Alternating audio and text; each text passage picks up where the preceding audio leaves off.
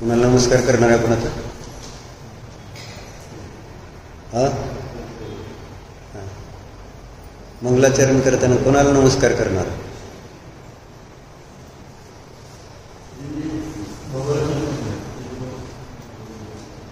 कुंदाचार्याने कोणाला नमस्कार केला? वीरबाई, तुमचं नाव रोज घेतोय आम्ही, तरी सुद्धा तुम्ही लक्षात घ्या. वीरम शब्द येते. वीर कोणाचं नाव होतं? महावीरांची 5 नाव होती ना, त्यात वीर एक नाव आहे, म्हणून तुमचं नाव वीरबाई आहे ना. मग तरी विसरताय. नमी ऊन जिनम आहे का शब्द? मग काय असं केल्यावर कसं राहा मंगलाचरण? सावधान.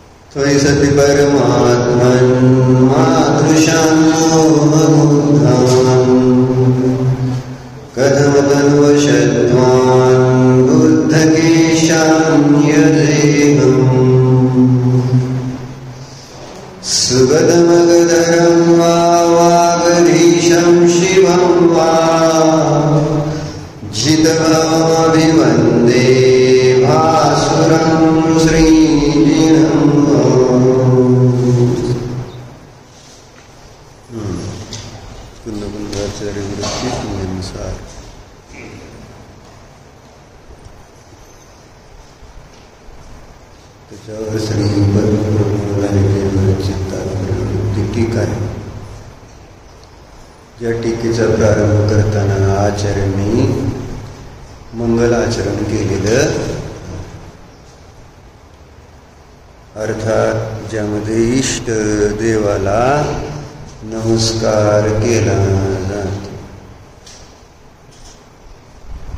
आणि ग्रंथ प्रतिज्ञा केली जाते. मंगलाचरणामध्ये मुख्यत्वे हे 2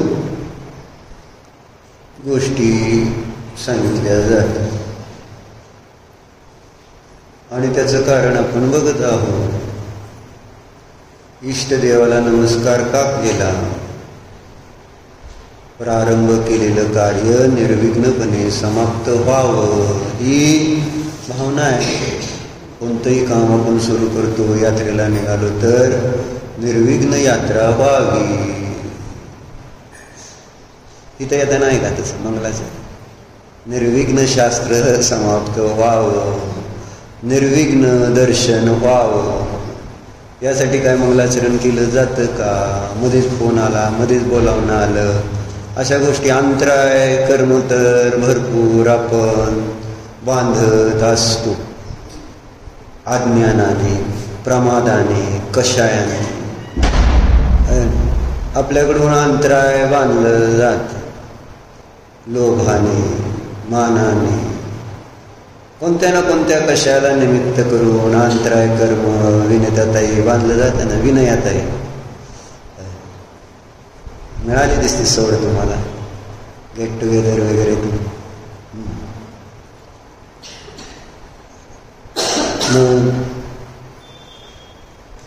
अंतराय बांधतोय कळते का आपल्याला? अंतराय म्हटल्यानंतर अंतराय कशाला म्हणायचं? अंतराय कशाच म्हणते?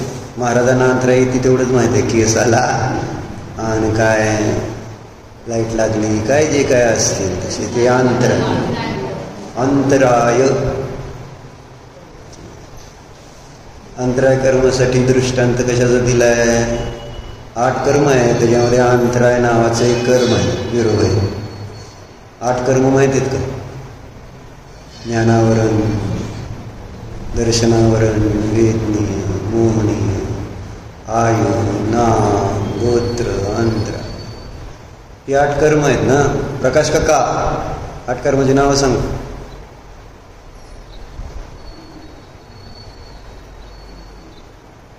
तुमच्या कॉटवर का झोपल्यानंतर काय काय होतं हे सगळं माहिती तुम्हाला.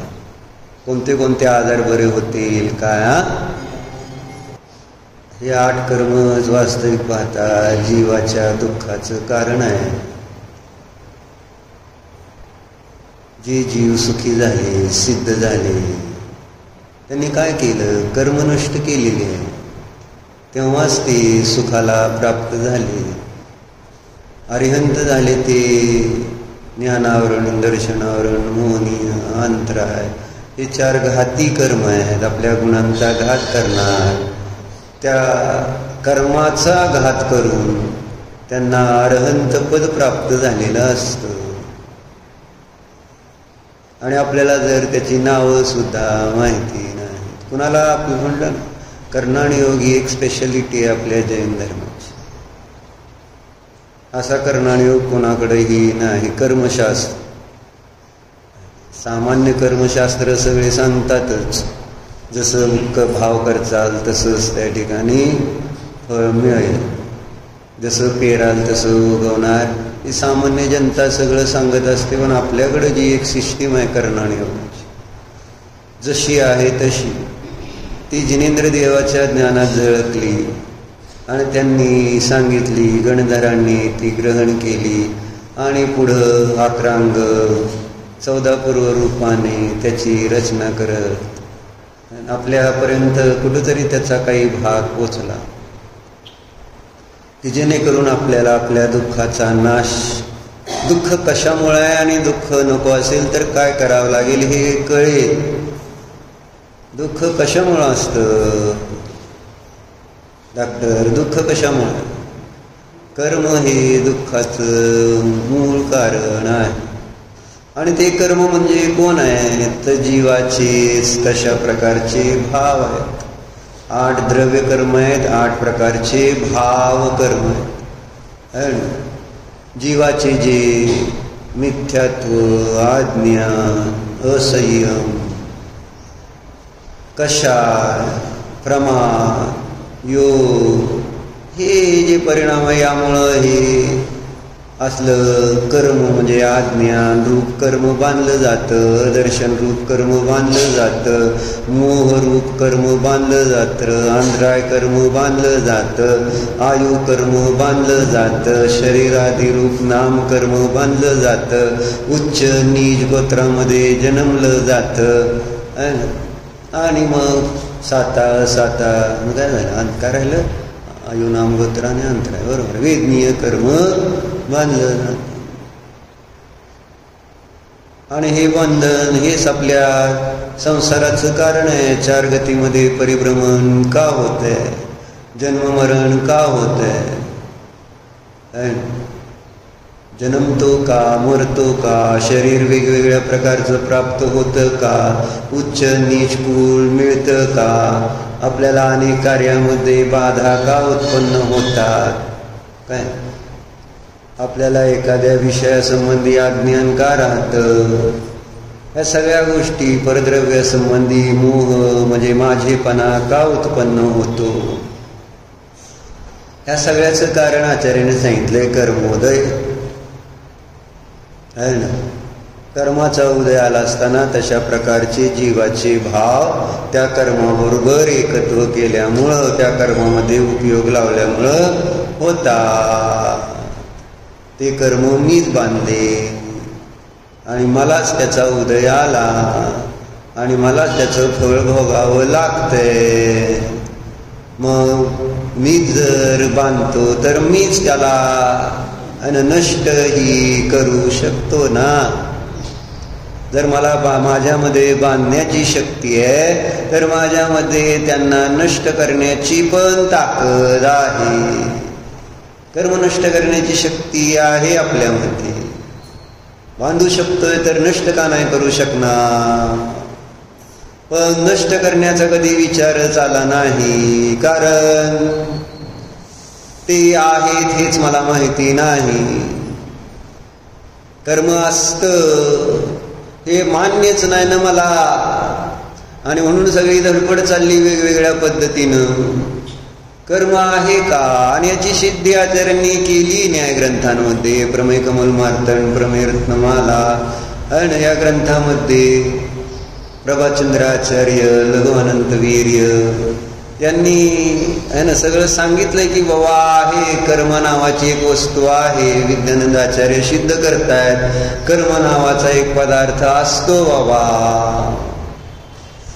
ऐक, आवरण नावाची एक वस्तू आहे असं सिद्ध करताना मग काय सांगितलं त्यांनी की या जीवाची आहे ना शरीर आदी हीन स्थानामध्ये प्रीती दिसून येते असं म्हणलं. अनुमान वाक्य दिलं त्यांनी, युक्ती दिली आवरणाची सिद्धी करण्यासाठी, म्हणजे कर्माची सिद्धी करण्यासाठी. मागता बसलाय, पंखा त्रास करतो.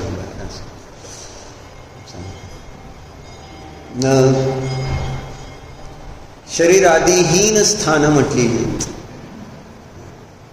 त्याच्यामध्ये जीवाची प्रीती का बरं दिसून येते असा प्रश्न केलेला आहे तिथं आचार्यांनी. त्याचं कारण काय, मग उदाहरण त्यांनी घेतलेलं आहे की जसा एखादा उच्च कुलीन एखादी स्त्री आहे ना, चांगल्या घरामध्ये उत्पन्न झालेली, जन्मलेली अशी, आणि ती जर एखाद्या व्यसनी पुरुषामध्ये आसक्त झालेली दिसली तर त्याचं कारण काय असेल.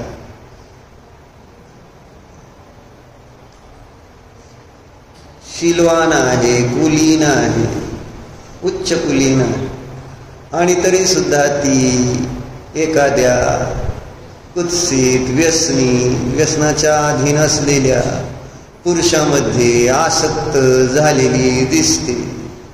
कारण काय, तेव्हा तिथं सांगितलं जातं, आणि असं सहजासहजी तर कोणी स्त्री होणार नाही चांगल्या घरातली, तर तिथं काहीतरी अन्य कारण असलं पाहिजे, म्हणजे मंत्र तंत्र आदी वशीकरण, की ज्यामुळं ती स्त्री त्या व्यसनी पुरुषामध्ये आसक्त झालेली आहे असं दृष्टांत घेतलेला. कारण तशा विद्या आहेत, आणि असे व्यसनी जे पुरुष आहेत तशा प्रकारच्या विद्या सिद्ध करून तसं कुत्सित काम करतात. म्हणजे उदाहरण कशासाठी दिलं, ती कुलीन आहे, ती स्त्री कुलीन आहे, शीलवान आहे, आणि तरी आसक्त झालेली दिसते. याचं कारण ती स्वतः नाही, दुसरं काहीतरी कारण असलं पाहिजे.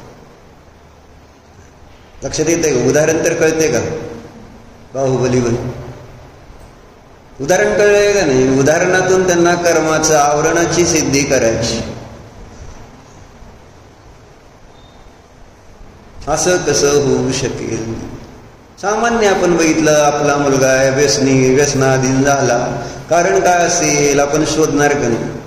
आणि त्यामध्ये आपल्याला दिसलं त्याला संगती चांगली, स्वतः तो चांगला आहे, आपल्याला आपल्या संस्कारांवर विश्वास आहे की आपण मुलावर चांगलेच संस्कार केलेत, त्यामुळं तो अशा पद्धतीनं वागू शकणार नाही. जर त्याला जुगाराचं व्यसन लागलंय, दारू पिण्याचं व्यसन लागलं असेल, तर आपण काय बघतो, हे असं नव्हता माझा पोरगा. आपल्याला विश्वास आहे ना माझा पोरगा असा नाही, मग तरी असं कसं काय झालं? मग आपण शोधल्यावर लक्षात काय येतं की ह्याला वाईट मुलांची संगती लागली, म्हणून तो मुलगा असा बिघडलाय. आणि मग आपण त्या मुलाला पुढं मग उपाय करू ना, विषय तो नंतरचा आहे. आधी आपल्याला विषय कोणता समजून घ्यायचा आहे की त्याला वाईट सवय का लागली, त्याचं कारण शोधणार. त्या कुलीन स्त्रीनं त्या व्यसनी पुरुषामध्ये आसक्त का झाली याचा शोध घ्यायचा आहे ना. मग त्याचं कारण कोणतरी बाहेरची वस्तू आहे असं सांग. तो स्वयं स्वतः नाही, ती स्वतः नाही. तसं आचार्यांनी मग दार्शनात काय घटवलाय की आत्मा कसा आहे, कुलीन आहे, शीलवान आहे. आत्मा कशावरून तर सिद्ध बघितले तर लक्षात येते की आत्मा असा असतो आणि त्याच्यात दोष आवरण आदी काय नसतात. कशा विभाव विकार विकल्प हे आत्म्याचं स्वरूप नाही. आणि असं असताना सुद्धा तो आत्मा रागद्वेषाने है ना परिणत झालेला दिसतोय. किंवा जे संसारामध्ये हीन स्थानं सांगितलेली आहेत, कोणती शरीरादी, हे हीन स्थान आहे, उच्च स्थान नाही. आणि त्याच्यामध्ये अत्यासक्ती दिसते है ना, प्रीती दिसते, प्रेम दिसतं. मी शरीर, माझं शरीर, त्या शरीराचं लालन पालन पोषण करताना हा जीव दिसतो. कस काय म्हणजे हीन स्थानीय कोण आहे, शरीर आहे. जसा तो व्यसनी पुरुष हीन स्थानीय आहे, व्यसन हीन स्थानीय आहे, तसं आचार्याने उदाहरण तिथं घेतलंय, शरीर हीन स्थानीय आहे असं म्हणते. मग अशा हीन स्थानामध्ये प्रेम कसं दिसेल बरं जीवाचं? जीव तर चांगला आहे स्वभावाने, मग त्याचं कारण काहीतरी अन्य वस्तूच असली पाहिजे. आणि ती जी अन्य वस्तू आहे त्याचं नाव आहे आवरण. असं आचार्य कर्म, त्याचं नाव आहे कर्म.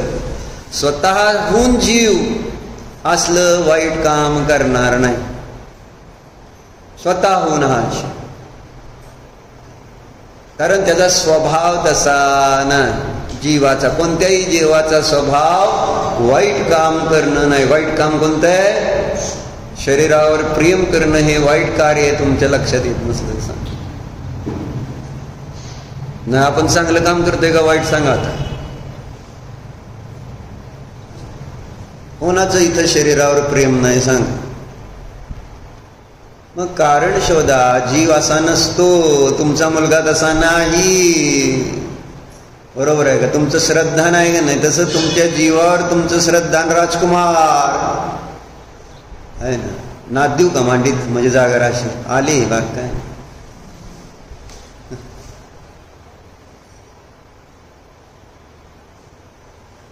काय सांगितलं? तुमचं जीवावर प्रेम नाही का?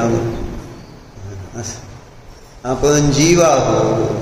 जीवाचा स्वभाव कसा आहे? आपल्या मुलासारखाच आहे. कोणाचा मुलगा कोणाची मुलगी वाईट असते सांग? कुणी मान्य करेल का इथं माझा मुलगा वाईट आहे, माझी मुलगी वाईट आहे, चांगली नाही, असं कोण म्हणेल का सांग? कारण आपण वाढवलेच असं ना. आपली भावना तीच आहे ना. जन्मल्यापासून आपण संस्कार आपल्या मुला मुलींवर, त्यात आपण जैन आहोत म्हटल्यानंतर संस्कार कसे केले? चांगले केलेत का वाईट? चांगले केले. चांगले केलेत तर मग बिघडला कसा? दुकानात का बसतोय? शास्त्राला का येत नाही असं मला म्हणायचं. शीतल काका, मुलगा दुकानात बसल्यावर बिघडला असं मान्य आहे का तुम्हाला? शास्त्राला येत नाही, मग बिघडलाय मुलगा का कसं? दुकानात जर आईस्क्रीमचं एक काय म्हणायचं तसलं फ्रीजर ठेवत नाही तर मुलगा ऐकत नाही, चिडचिड होती. लय वेळा सांगितलं त्याला पण ऐकत होतंय. शास्त्राला येत नाही म्हणून काय होतंय का? बस दुकानात दोघं पण शास्त्राला गेल्यावर मग लोक उपाशी राहतील. बरोबर आहे. म्हणायचं तुम्ही दुकान बंद करून शास्त्र झाल्यावर दुकान उघडायचं. तुमचा अधिकार आहे की नाही म्हणायचं? म्हणता कधी? तुम्हाला दुकान उघडं पाहिजे म्हणजे, नाही तर तुम्ही तेवढ्या ह्याने म्हटलं असता ना जोर देऊन ते नाही बंद ठेवायचं, शास्त्र यायचं, शास्त्र सुटल्यानंतरच दुकान उघडायचं. आता येतात का नाही, अभिषेक, राजकुमार, वैभव, तिघं येऊन बसले तिथं. त्यांना दुकान आहे का नाही?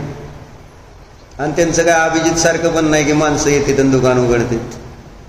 अभिजितचं काय, इथं बसला काय गावाला गेलं काय, दुकान हे उघडलं जाणं. कुंथलगिरीला जाऊ दे, विधानाला, नाहीतर अजून कुठं गोव्याला फिरायला जाऊ दे, नाहीतर शिखरजीला जाऊ दे, दुकान हे बंद राहणार नाही. आपण आपल्या मुलाला व्यसन लागले असं मान्य करता का?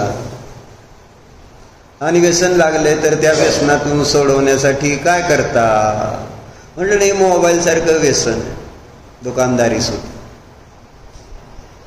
ते पण व्यसन आहे. पण त्या व्यसनाला व्यसन तर मानता तुम्ही. मुलांना म्हणता अरे बघू नको, सांगता तर 2-4 वेळा दिवसातनं.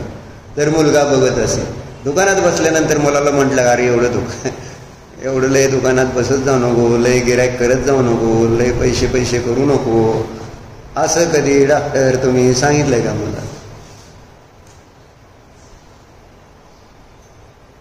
आणि सांगणार का? आज सांगता का अरे आज करून उद्या शास्त्राला येत जा, तुला मी डॉक्टर कशासाठी बनवले? सेवा करण्यासाठी बनवले. सेवा कशी होईल? आज सांगता का अरे आज करून उद्या शास्त्राला येत जा, तुला मी डॉक्टर कशासाठी बनवले? सेवा करण्यासाठी बनवले. सेवा कशी होईल? तुला सगळी जीव जाती समजली तर. आणि जीव कुठं समजेल? शास्त्राला आल्यावर समजेल. कसं तुम्हाला आवडले का नाही? शास्त्र आवडतं नाही? धर्म आवडतोय का नाही?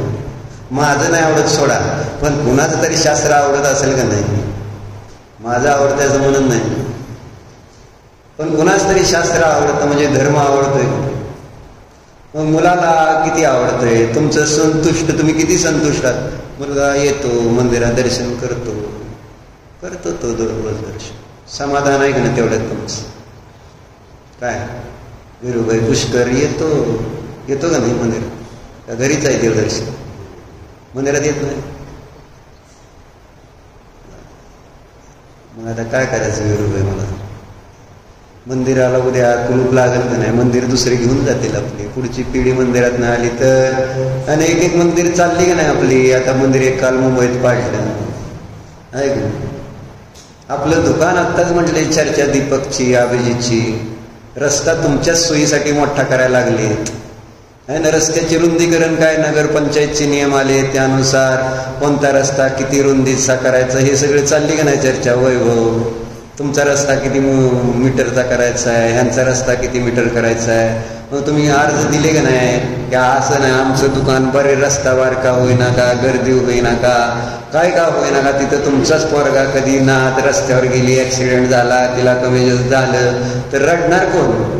रस्ता मोठा झाला तर तिथं व्यवस्थित पार्किंग राहील, वाहनं व्यवस्थित जातील येतील, गिऱ्हाईक वाढेल. रस्ता वाढल्यावर गिऱ्हाईक वाढतं का नाही? वर का गेला तुम्ही? तिथं खाली दुकान नव्हतं का तुमचं? रस्ता लहान झाला, धंदा कमी झाला. रस्ता मोठा झाला तर व्यवसाय वाढतो. मग आता त्यांनी अजून बाबा रस्ते मोठे करून व्यापारासाठी तुम्हाला लाभ करून द्यायचा आहे ना. मग तुम्ही लगेच काय दीपकची चर्चा? अरे आपल्या रोडला आपण कुणी अर्जच दिला नाही. सकाळी चर्चा अभिजितजी आणि दीपकजीची आहे ना. नाश्ता करतोय, शास्त्राला जायचंय, दर्शन करून आले आणि चर्चा कशाची? आपलं दुकान जाते बरं का, आपला धर्म जातोय याची चर्चा किती केली या दोघांनी मिळून बसून. व्यसन मला सांगायचंय कसं असतं दुकानाचं. असं व्यसन की आपलं दुकान जर आपला रस्ता मोठा केला तर आपली दुकानं अजून मागं जातील. होती मागं म्हणून काय तुमचं पोट भरत नव्हतं का? अगोदर मागच होती ना सगळी. मला माहिती की इथं कुठं होती दुकानं त्या रस्त्यावरची. सगळ्यांनी हळूहळू पुढं कुठपर्यंत आणली. शीतल काका त्याच्यासाठी झाडं तोडली, अमुक तमुक बरंच काय उद्यम केला. सुंदर झाड होतं, सगळं होतं, सगळं सावली घालवली, झाडं घालवली, सगळं केलं. पण दुकान पुढं आणलं का? पैसे. आणि आता दुकान जाणार म्हटल्यानंतर तिथं लगेच अर्ज द्या. आणि मग अभिजितजी पण जोशमध्ये असं का मला सांग कधी बोलवतं? मी ऐकतोय बरं का तिथं बसून. आणि देऊ की आपण, मग त्याला काय झालं, सगळे मिळून जाऊ. आपल्या रस्त्याला अर्जच कोणी दिलं नाही. दीपकजी सांगत होते अगदी मन लावून. त्याला शास्त्र एवढं सांगणार नाही मन लावून, ऐकणार पण नाही. पण कारण माझं काय जातंय शास्त्रातलं, आलं काय गेलं काय आहे ना. दुकान मागं सरकायचं म्हटल्यानंतर नुकसान होत आहे ना. सांग मला, मी लगेच येतो. कोणत्या टायमाला जायचं अर्ज घेऊन सांगा. अभिजितचा जोश म्हणायचं त्याला, कळलं. म्हणजे बाहेरची आपली ज्याच्यामध्ये आपण आपलेपणा केलाय ती वस्तू चालली तर आपल्याला त्रास होतो, आणि मंदिरात आपली मुलं पोचली नाही तर आपल्याला त्रास होतोय का. मग आपण प्रेमानं त्यांना जसं दुकानदारी दिली, आपण त्यांच्या नावावर काय करू नका, खरंच करू नका. काय नाही, तुम्हाला मुलांचं हित करायचं असेल आहे ना. कारण असं काही वडिलांनी आपल्या मुलांना दमदाटी देऊन ठेवलेली असती. कॉलेजमध्ये गेल्यावर मुलं आहे ना प्रेम करते वगैरे. जर इतर आजय मुलीशी लग्न केलं वगैरे तर मी तुला आहे ना माझ्या आहे ना, कारण परत घरात आहार वगैरे महाराजांना त्यागींना देता येणार नाही असं एक समजा सांग आहे का, एक सांगतोय. मग त्यावेळेस त्या वडिलांनी त्या मुलाला काय दम दिलाय, जर तू असं काय केलं तर तुला घरात घेणार नाही. सांगू शकता का नाही. तू जर मंदिरात नाही गेला तर तुला काय ह्याच्यातलं मिळणार नाही, तुझं तू ही सगळं मी कमावले. बरोबर आहे का नाही. तुम्हाला वडिलांनी का दिलंय, तुम्ही वडिलांच्या म्हणण्यानुसार वागला म्हणून दिले, तुम्हाला माहित नसतं. आता तुमच्या म्हणण्यानुसार मुलं वागत नाही तर तुम्ही का देताय त्यांना, कसला मोह म्हणायचा. अंध श्रद्धा म्हणायची त्याला. काय झालं तरी असू दे, आपलं काम आहे बाबा मंदिरात जायचंच. काय असू दे, सकाळी जा संध्याकाळी जा. काल मी जेवायला एक ठिकाणी गेलो, मग तिथं पण विचारलं किंवा जाता का मंदिरात, घरात देव आहेत का, नाही. मग आता काय नाही जात, झालं एवढंच. काही वाटत नाही या मुलांना मंदिरात नाही जात. आणि तिथं मोठे पण सांगायला तेवढ्या फोर्सेबली सांगतेत का की गेलंच पाहिजे, दर्शन केलंच पाहिजे. चालणार नाही. धर्म जिवंत राहणार कसा, एक तर आधीच कमी कमी कमी कमी होत, आणि पुन्हा जर आपलं मंदिरात येणं बंद झालं तर काय होईल. म्हणजे धर्म संपेल, आणि धर्म संपल्यावर काय होईल, सुख संपेल, शांती संपेल. धर्म संपला तर सुख आणि शांती हे धर्माबरोबर अविनाभावी आहेत. काय विनयात आहे. सिमरन कुठे गेली, झोपली. मला म्हटली ती जिमला जाऊन येते आणि झोपते. आता आज गेली असेल शेतात, मला माहित नाही, किंवा शेतात गेली असेल पाणी धरायला. काय करते, कामांकडे गेली का, गावाला गेली. बर, असं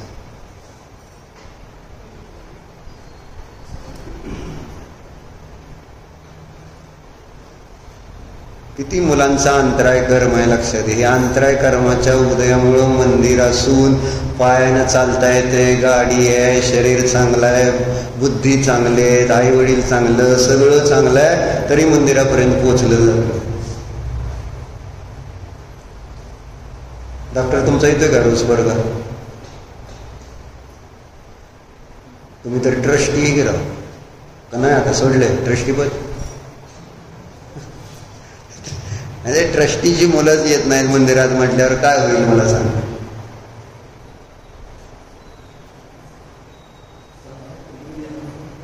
माहिती मला कधी कधी दिसतोच की मग.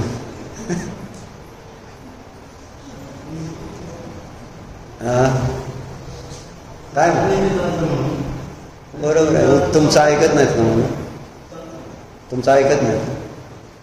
माझा प्रश्न काय सांगता, मी कुठे काय म्हणतो, ऐकत नाहीत का असं विचार.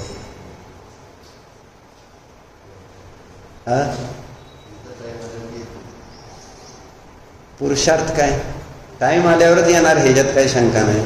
पण टाइम आल्यावरच दुकानात बसतील असं थोडंच म्हणतो. व्यवहारात कुठं, संसारात कुठं आपण वेळेची वाट बघत नाही, येईल वेळ त्यावेळेस करतील असं. तिथं आपण प्रयत्न करतच राहतो, करतो आणि चांगल्या प्रकारे करतो की जेणेकरून काम होईल, कार्य सिद्ध होईल. असं नाही की बाबा ठीक आहे, झालं नाही झालं, त्यातलं नुकसान कळलं पाहिजे ना. मी तेच सांगतो. किंवा आपलं समाधी होणार नाही विरोध चांगली आपल्या. काल नाही ना मला दुपारीच, म्हणजे जर मुलं आजूबाजूला मोही असतील आणि म्हणून मला परवा हवा तुम्हाला दाखवतो. म्हणजे अमेरिकेचे विजय काका आहेत, त्यांनी एक ही लिहून पाठवले मला की कारण एक डॉक्टरांची जे म्हटलं ना प्रतिमाधारी होते पण समाधी साधली जाऊ शकली नाही जशी पाहिजे तशी. काय मग त्यांनी लिहिलंय बघा, काय लिहिलंय वाचू का? जय जिनेंद्र. व्हेरी सॉरी टू हिअर, म्हणजे हे अमेरिकेला असते ते विजय काका. Very sorry to hear doctor from India has departed. I had discussion with doctor Virag, आमच्या मामाचा पोरगा, to plan him go home for his end of life care who is प्रतिमाधारी. आहे ना, त्यांनी विरागशी बोलले असतील, सांगितलं होतं त्यांना प्रतिमाधारी आहेत तर त्यांना आपलं व्रत संयम नियम पूर्वक समाधी साधावी. आहे ना, आता काय दवाखान्यात ठेवून तर काय करणार आहे ना, घरात राहून जेवढं जशी होईल तसं बघा, असं डिस्कशन झालं असं. अनफॉर्च्युनेटली मोह of family did not succeed as planned. Maybe नियम सल्लेख ना या यम सल्लेख प्लॅन होता त्यांचा. माझ्याशी त्यांचे खूप वेळा डिस्कशन झालेलं आहे, बोललो होतो आम्ही. भावना तीव्र होती माझी पण साधली पाहिजे. तुम्ही म्हटलं ना वेळ आली तर साध, आता वेळ आली तर आज नसतं विरूप आहे तिथं लिहिलं का नाही. योद्ध्याला अगोदर अभ्यासच करावा लागतो, मग युद्ध मैदानात उतरायचं असतं. Everything should be planned. आणि म्हणजे व्यवहारामध्ये हे पुरुषार्थालाच महत्व दिलेलं आहे आपल्या शास्त्रात सुद्धा पुरुषार्थाला, धर्म करताना पुरुषार्थाला आपण काल बघितलं, धर्म पुरुषार्थ, मोक्ष पुरुषार्थ, अर्थ पुरुषार्थ घेतले. पुरुषार्थ व्यवहारामध्ये सगळ्या गोष्टीत आपला चालतो आणि धर्मक्षेत्रामध्ये आपण दैवावर विसंबून राहतो. जेव्हा की आपण कर्मक्षेत्रामध्ये दैवावर विसंबून राहायला पाहिजे आणि धर्मक्षेत्रात पुरुषार्थ नको का, उलट नको. हे सगळं मिथ्यात्वाचं फळ आहे. मिथ्यात्व जसं आहे त्याच्या उलट आपल्याला सगळं काम करून घेत. मिथ्यात्वाचं कार्य ते आहे, जसं आहे तसं नाही. शरीर मी नाही तर मी शरीर आहे, मी जीव आहे तर मी जीव नाही, हे काम आहे. माझ्यामध्ये आनंद माझा आहे तर ते म्हणते माझ्यात आनंद नाही. इंद्रिय विषय भोगात आनंद नाही, तिथंच आनंद आहे. हे सगळं मिथ्यात्वाचं फळ आहे, मोहाचं कार्य आहे. हे सगळं उलट. पुरुषार्थ कुठं पाहिजे तिथं संसारात जसं नशीब आहे तसं होईल म्हणून तुम्ही असं मुलांना सांगितलं का लय किचकिच करत जाऊ नको रे, आहे ना. जेवढं यायचं नशिबात तेवढंच असेल. तो आपलं शांततेने मंदिरात येत जा, शास्त्र ऐकत जा, आहे ना, गुरूंची सेवा करत जा. काय दुकानाला टेन्शन घेऊ नको, जे येणार आहे आपल्याला तेवढं येणार आहे असं म्हणा. आणि त्याला पटेल का ते? तुम्ही तसं जरी सांगितलं तुमच्या श्रद्धांबरोबर आहे, त्याला पटेल का? असं कसं म्हणताय दादा? बसावं लागतंय ना, दुकानं उघडावं लागेल का नाही आलं तर मग सगळं बाहुली वेगळे गेल्यावर परत काय करायचं, अडचण येईल. बाकी काय म्हणजे तिथं विश्वास आहे का आपल्याला? तिथं आपण म्हणतो का वेळ आल्यावर होतंय, विरोध आहे. वेळ आल्यावर होतंय असं कसं काय म्हटलं, मला तीच कळलं नाही. नाही आता काय म्हणजे संक्लेश करायचे नाही, ते आपल्यासाठी बरोबर आहे. आपण सांगितलंय पण आता तो करत नाही तर हे तुमचं मनात पटलेलं आहे. आपल्यासाठी शांती पाहिजे तर आपण सांगून मोकळं व्हायचं. फार त्याच्या पाठीमागं लागलं तर आहे ना आपला पण धर्म बिघडून जाऊ शकतो. म्हणून म्हटलं भांड एकदा पक्क भाजल्यावर पुन्हा तुम्हाला त्याला आकार देता येत नाही. म्हणून आत्तापासूनच लहान आहेत त्या मुलांना आकार द्या. अभिषेक कधी चुकतो का शास्त्राला? बघा, लहानपणापासून संस्कार जर केली तर तेच, आणि त्याचं इम्पॉर्टन्स कळलं पाहिजे ना. आपण इम्पॉर्टन्स दिलं तर त्यांना त्याचं इम्पॉर्टन्स कळतं, आणि मीच त्याला फार इम्पॉर्टन्स नाही दिलं तर लोकांना, मुलांना त्याचं इम्पॉर्टन्स कळणार नाही. मी किती महत्व देतो हे फार महत्वाचं आहे, मी कशाला महत्व देतो हे फार महत्वाचं. मी तोंडाने तर म्हणतोय हा धर्म महत्वाचा आहे, पण करताना जर करत असेल मी काय दुकानदारीच, तर त्याला महत्व कशाचं समजेल. म्हणून मुलाला शिक्षकांनी जरी गणित शिकवलं आणि तंबाखू खाता खाता शिकवलं तर मुलं गणित शिकत नाही, तंबाखू खायला शिकवलं. तसं आपलं काम चाललंय ना बरोबर. अरे धर्म चांगला असतो, गणित झालं ते, आणि तंबाखू मात्र मळायची तोंडात टाकायची चालूच आहे म्हणजे दुकानदारी. मग मुलांना व्यसन तीच लागणार. मग अडचण अशी होती. काय श्रेणी भैया आहे का? पोरगं कुठं आहे? हाय घरी आहे ना. मग तुम्हाला असं वाटत नाही का त्याला पण सुखी व्हायला पाहिजे? सुखी कशामुळे होतंय? तुम्ही रोज शास्त्राला येते, तुम्हाला कळतंय का नाही शास्त्र, स्वाध्याय, धर्म हे केल्यानंतरच तिथं आपल्याला समाधान मिळतंय, शांती मिळतंय. कुठलाही प्रतिकूल प्रसंग आला तर थोडंसं आपल्याला त्याच्यात स्थिर राहता येतंय, आणि जास्त असं ताणतणाव टेन्शन येत नाही. डॉक्टर कशामुळे सुखी आहे तुम्ही माहित आहे ना? जरी धर्म नसतं तर तुम्ही काय केलं असतं? सुशांत सिंग झाला असता. म्हणजे आज वर्तमानामध्ये परिस्थिती फार बिघडलेली आहे हो.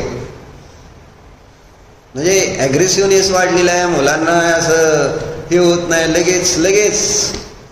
का असं आहे विचित्र की रोज पेपरमध्ये वाचा कोणी कुणाला मारलंय, आई वडील, मुलगा, बहीण, भाऊ, नवरा, प्रियशी, प्रियकर, सगळं मारामारी चाललेली रोज पेपरला वाचतोय.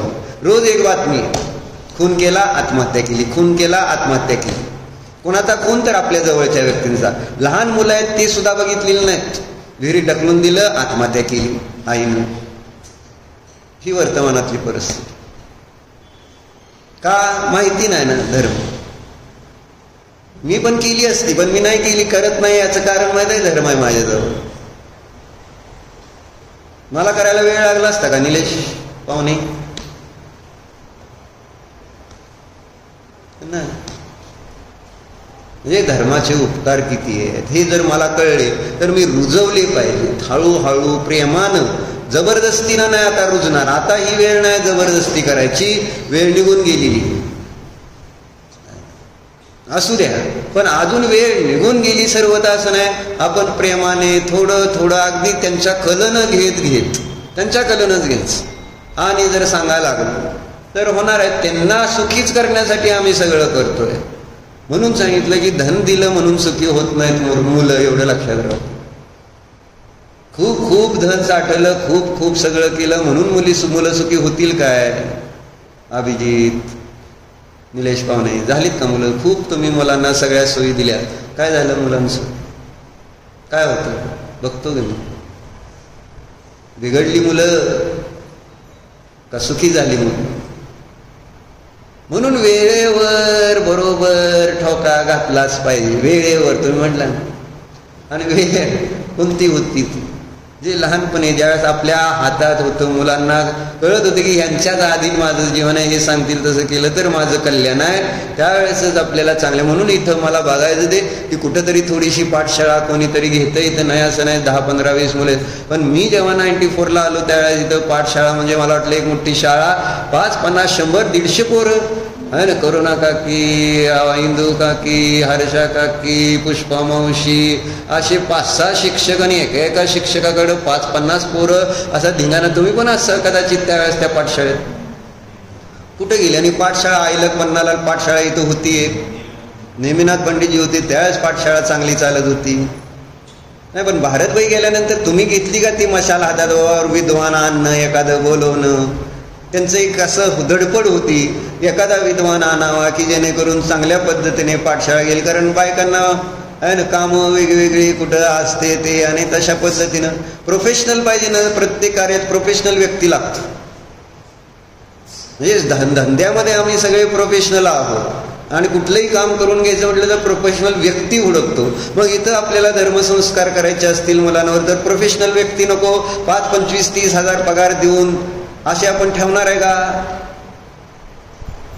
काय त्याला पगार फोकाट द्यायचा धर्म? म्हणजे आणि का नाही द्यायचा मला म्हणायचं पगार? धर्माचे जर संस्कार करणारा इतका कमी की त्याला 5,000 आणि 6,000 आणि 10,000 आला तर करायचा, नाहीतर जाऊ द्या. सगळीकडे हीच दशा आहे. उत्तरेकडे जावा, किती चांगल्या पाठशाळा चालते बघा. म्हणून आज तिकडची मुलं जर इकडे जरी शिकायला आली तरी कांदा लसूण बटाटा खात नाहीत, चमड्याच्या वस्तू वापरत नाहीत. मंदिर दिसलं तर पहिल्यांदा मंदिरात व्यवस्थित हातपाय धुवून मंदिरात दर्शन करतात. असं होतं. मग करायचं तर ह्या गोष्टी तुमच्या धनाचा सदुपयोग करू शकता ना. पाठशाळा चालवले तर धर्म टिकणार आहे. मुलांना संस्कार आत्ताच झाले तर. किती मुलं आहेत गावात असतात सांगा बरं. एक गाडी ठेवून दहेगाव रोडची आणायची, सगळीकडे गाडीत घालून आणायला पाहिजेत. कारण प्रत्येक वेळेस असा प्रश्न येतो की बाबा एवढ्या लांब कुठं आणायचं करायला. गाडी ठेवा ना संस्थेतर्फे आणि पाठवा तिकडं गाडी, इकडं गाडी, सगळं शास्त्र इथं बसवायची. मुलं मस्त ती पाठशाळा झाल्यानंतर प्रत्येकाच्या घरी सोडायची. स्कूलमध्ये नसती गाडी, त्याच्यात तुम्ही पाठवत नाही, आणत नाही तिकडं. मग इथं काय होतंय? दुकानावर दुकानं वाढवायची चालली आणि इथं पाठशाळा मात्र बंद पडत आली तरी सुद्धा आपलं लक्ष नाही. म्हणजे मला हे म्हणायचं, जिथं काय लिहिलं वाचलं ना, पण अनफॉर्च्युनेटली मोहा of family did not succeed as planned. May be नियम सल्लेख ना या यम सल्लेख ना. आय रिक्वेस्ट यू, आता त्यांनी पुढे काय लिहिलंय बघा. I request you in your प्रवचना give advice of health care will to be written by everyone. शेवटी मृत्यूपत्र केलं जातं ना, त्याच्यामध्ये तुम्ही लिहा आहे ना की जर माझी समाधी साधली तर माझं सगळं संपत्ती तुला, नाहीतर काय रुपड्यात येत नाही, नाहीतर हे सगळं धर्मदायी जाईल.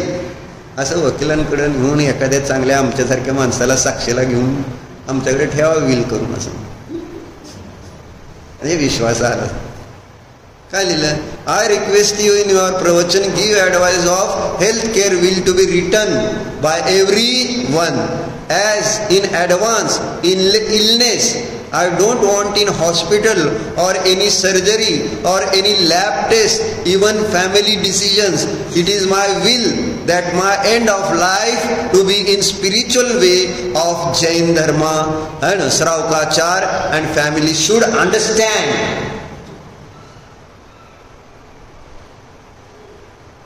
मिलन भक्ती काय बोलते ही, मला इंग्लिश येतंय असं सांगायचं. मग मराठी करून सांग काय तुला माहिती? मराठी सांग काय? काय आम्हा म्हणले ते मला मराठी सांग. नाही ह्यांना येते चांगलं, तुम्ही सांगता काय? काय लिहिलं ते? म्हणजे निलेमा काकीने इंग्लिश चांगलं येते तर वाचू का? डॉक्टर सांगाय. मग काय म्हणले बघा. आय रिक्वेस्ट यू म्हणले ना, मला मी विनंती करतो तुम्हाला की मी तुमच्या प्रवचनामध्ये आहे ना तुमच्या शेवट कसा झाला पाहिजे हे लिहून ठेवा. हेल्थ केअर विल असं म्हटले. विल म्हणजे मृत्यूपत्र. करायचंय का तुला? आधीच ठरवून ठेवलंय मी सगळं आयुषला देऊन टाकणार आहे, धर्माचा काय संबंध नाही आहे ना. म्हणजे त्याच्याकडे मिलन मुलकडे काय सोन्याचं राहिलंय ना, कुणाला देणार? सगळं आयुषला देणार. आयुष म्हणजे तिचा धर्म आहे, बाकी काय नाही. धर्माचं काय संबंध? ही सगळं आयुषच आहे असं. टू बी रिटर्न लिहून ठेवा म्हटले. मृत्यूपत्र हे लिहायचं असतं. हे असतं ना असं व्यवहारात, हा स्टॅम्पवर लिहावं लागतं ना. ते काय निलेश लिहून ठेवायचं का? त्यालाच देणार.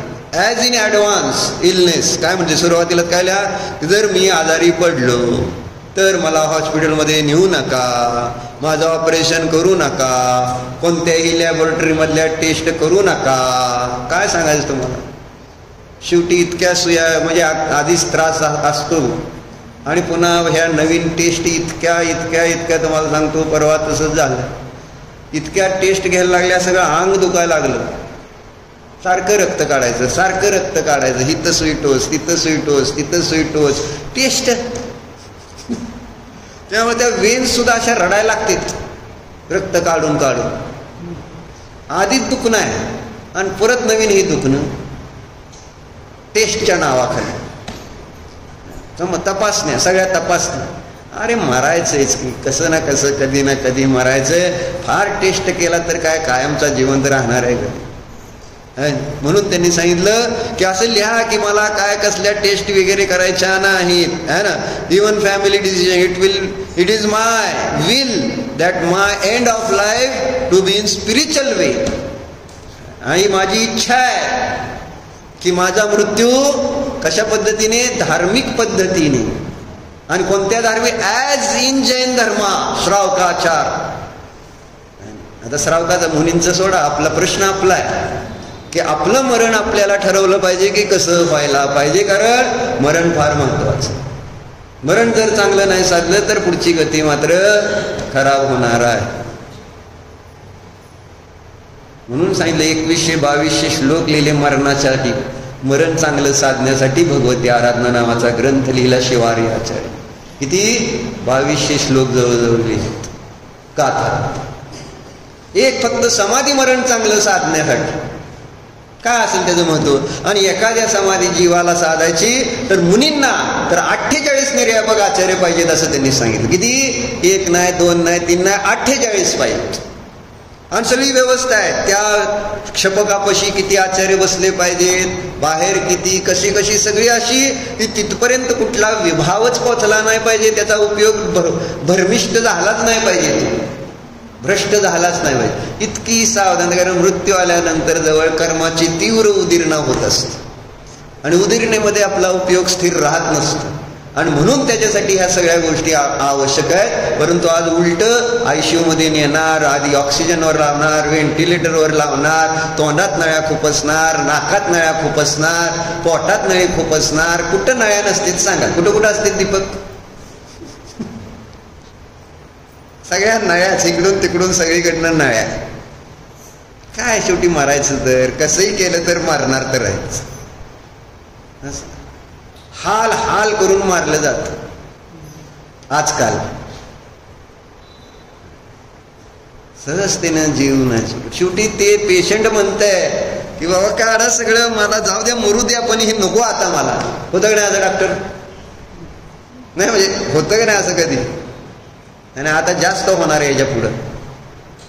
आणि तुमचं काय म्हणणं आहे? नाही लावू दे मग माझं आहे ना, मीटर परत बंद पडणार नाही का आपलं? म्हणजे तुमचं नाही म्हणणं, त्यांच्या मोहा सांगते ना, फॅमिलीचा जो मोह आहे त्या मोहामुळे तुम्हाला पण कळत असतं. आणि तुम्ही ज्ञानी असाल तर तुम्ही पण इच्छा तुमची असती तेव्हा झालंय ह्याला घरी नेलं तर चांगलं. काय काय तुमच्यासारखे चांगले डॉक्टर असतील की, मी म्हणत नाही सगळे डॉक्टर तसे असतील, पण तुमची पण माया तुम्हाला कळलेलं असतं की आता संपलेलं आहे म्हणून. बरोबर आहे. त्यावेळेस तुमच्या मनात काय आहे की हो आता जरी नेलं आणि व्यवस्थित नमोकार मंत्र सांगून त्यांची समाधी साधली तर चांगलं. बरोबर आहे. अशी भावना असते का नाही तुमची? पण तुम्हाला तसं करता येतं का? आजूबाजूचे जर मोही लोक असतील काय करायचे? डॉक्टर तुम्हाला जातो दुसऱ्या डॉक्टरकडे. आमच्या पेशंटला मारायला बसलाय काय? मोहाचं भावतो. आणि ही मोह का? कारण त्यांना आपण मंदिरातच येऊ दिलं नाही. मंदिरात जर मुलं आली नाही, तिथून विषय निघाला तर आपल्याला समाधी साधता येईल का? मस्त आपली भावना झाली, तुम्ही रोज आला, तुम्हाला चांगलं पटलं, श्रद्धा चांगली झाली, निर्णय पक्का झाला की नाही याच पद्धतीने याच विधीनं माझं समाधी साधली पाहिजे, इतकी श्रद्धा दृढ झाली. आणि मग काय झालं? संगती. फॅमिलीचं किती इम्पॉर्टंट रोल येतो.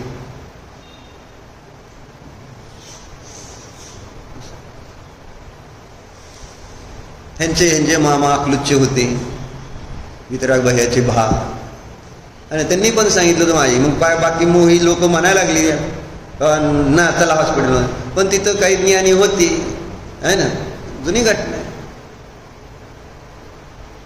मग ते म्हणजे मोही होते ते म्हटले चला हॉस्पिटलमध्ये, पण ते ज्ञानी होते, त्यांनी सांगितलं होतं स्वतः मला दवाखान्यात न्यायचं नाही काय.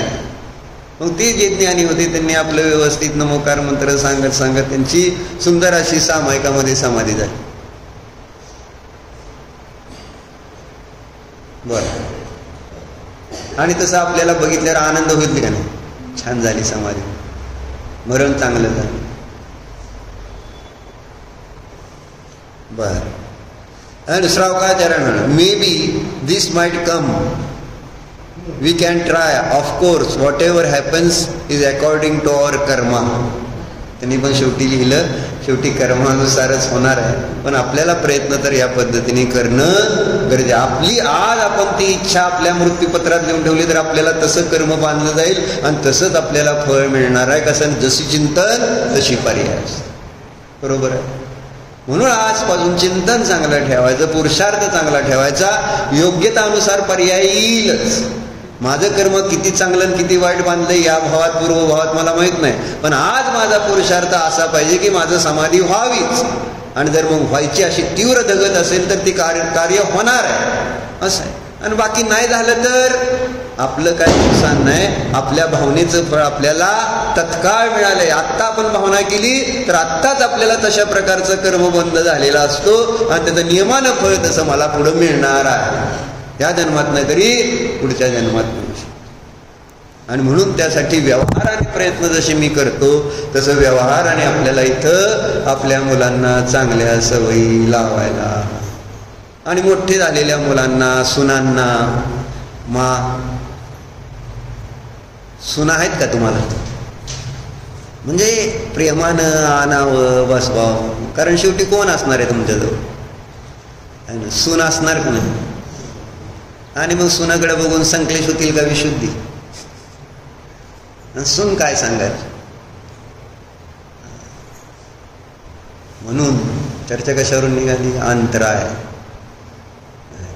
अंतराय कर्म कशाला म्हणायचं याच्यावर नाही. अंतरायाचा विषय कशावरून निघाला होता?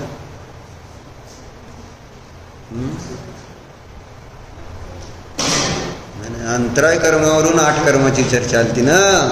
आणि अंतराय कर्माचा विषय कशावरून निघाला होता? अंतरायावरूनच हे सगळे पुढे विषय निघाला होता. हा, धार्मिक कार्य करताना अंतराय येऊ नये यासाठी काय करायला पाहिजे? त्यासाठी ही भक्ती. सुरुवात आपण केली ती निर्विघ्न समाप्ती. कोणतंही काम सुरू केलं तर आपली भावना असते विघ्न येऊ नयेत. आणि विघ्न काय येणार, केव्हा येणार नाहीत? जर आपण मंगलाचरण केलं तर संभावना ही आहे की विघ्न येणार नाही.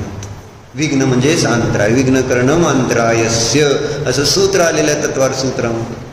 म्हणून आपल्या जीवनामध्ये धर्ममार्गात विघ्न नको असेल, नव्हे कर्मक्षेत्रात पण आपल्याला इष्ट कार्यामध्ये जर विघ्न नको असेल तर आपल्याला मंगल केलं पाहिजे. ओम नमः. हो प्रभो मी मनोवचन काय कृतकरित अनुमोदन सर्व समारंभ क्रोधमान माया लोभ प्रमाद इत्यादी विभागांच्या माझ्या करून याला शास्त्र यांचा घेतलेल्या व्रतामध्ये अतिक्रम अतिचार अनाचार दोष लागले इंद्रियापासून पंचेंद्रियापर्यंत ज्या काही देवांची हिंसा विरत न झाली, स्वाध्याय करीत असताना घडलेल्या या सर्व दोषांविषयी पश्चाताप व्यक्त करून हे माझे सर्व दोष मिथ्या हो, मी माझ्या मध्ये राहू. या सर्व दोषांविषयी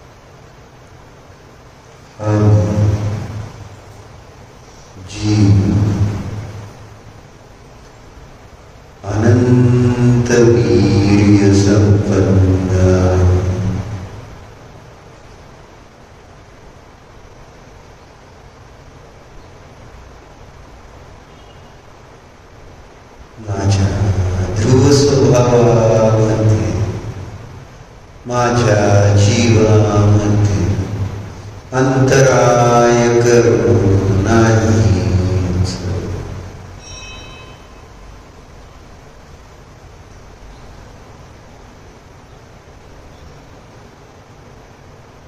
मी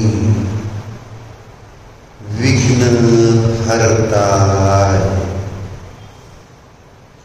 विघ्न रहित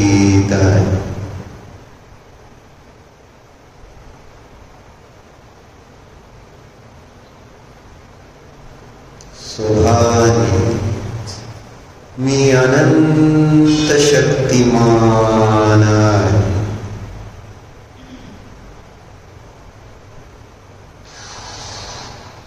निज स्वभावाचा अनुभव करण्यामध्ये मला कोणतेही कर्म आडवे येऊ शकतच नाही. आपल्या अनंत शक्ती संपन्न स्वरूपाला जाण. अनंत शक्ति संपन्न स्वरूप